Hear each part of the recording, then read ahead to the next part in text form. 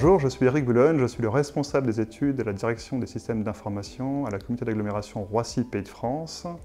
Avec mon équipe, nous sommes 3 chefs de projet et une chargée de formation. Nous mettons en œuvre les logiciels métiers, c'est-à-dire pour les RH, les finances, l'état civil, pour les différentes collectivités. Nous avons à gérer 23 collectivités, c'est-à-dire la DSI de la CRPF en elle-même, mais aussi pour les 22 communes qui ont décidé de mutualiser leur informatique avec nous.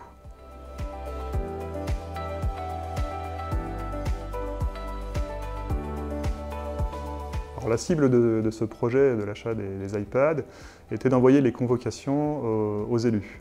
Ça veut dire que nous gérons une dizaine de conseils communautaires qui ciblent une centaine d'élus et une vingtaine de bureaux qui eux ciblent une vingtaine d'élus. L'idée est d'envoyer bien les convocations pour qu'ils aient la date et l'heure bien sûr et le lieu de rendez-vous, mais aussi l'ensemble des projets de délibération, ce qui peut représenter quelques milliers de pages dans l'envoi. L'idée pour nous était d'étudier l'économie de temps, parce qu'il faut savoir que pour envoyer les documents sur un conseil, c'est en moyenne 3 jours hommes de travail. Le deuxième point était le coût, parce que le coût d'impression, le coût d'envoi était quand même très important. Et le troisième point était l'aspect dématérialisation. En fait, les différents documents étaient déjà dématérialisés, et ça nous semblait incongru de les rematérialiser pour les envoyer. Pour le projet, nous avons choisi assez vite les iPads.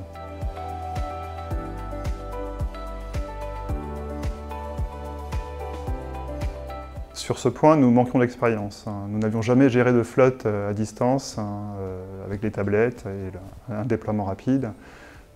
Et la démonstration que nous avons eue avec les différents éditeurs ne nous ont pas convaincus. Du coup, nous avons fait appel à InMac WStore pour nous aider dans ce choix. Et ils ont été de bons conseils parce que finalement nous avons choisi leur solution Workspace ONE de VMware et maintenant nous pouvons déployer les tablettes très facilement juste en déclarant l'utilisateur. Les logiciels descendent automatiquement sur la tablette.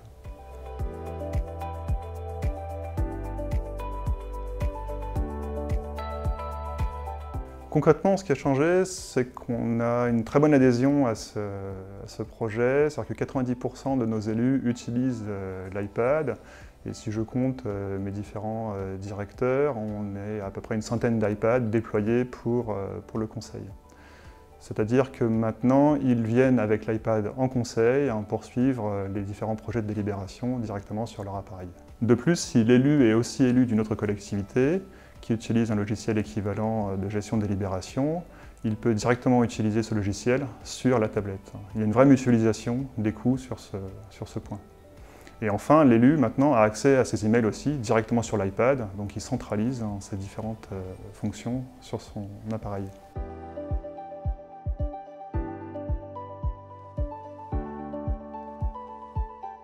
Le projet sur la partie matérielle nous revient à 65 000 € et le logiciel à 14 000 € à peu près, ce qui fait presque 80 000 € de projet.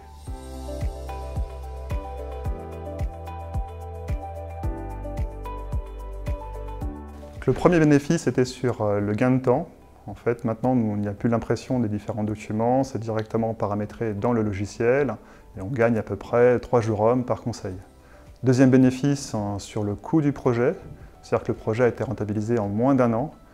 Et on se souvient que nous avions des coûts d'impression à plus de 60 000 € par an avant ce projet.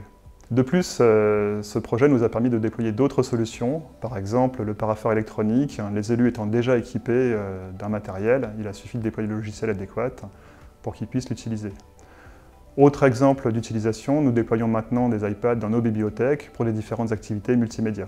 Oui, les bénéfices sont tels que plusieurs communes ont décidé de nous emboîter le pas. Nous avons déjà mené un projet sur une commune, nous avons 3 autres projets en cours et une autre commune s'est déjà manifestée pour, elle aussi, déployer les iPads.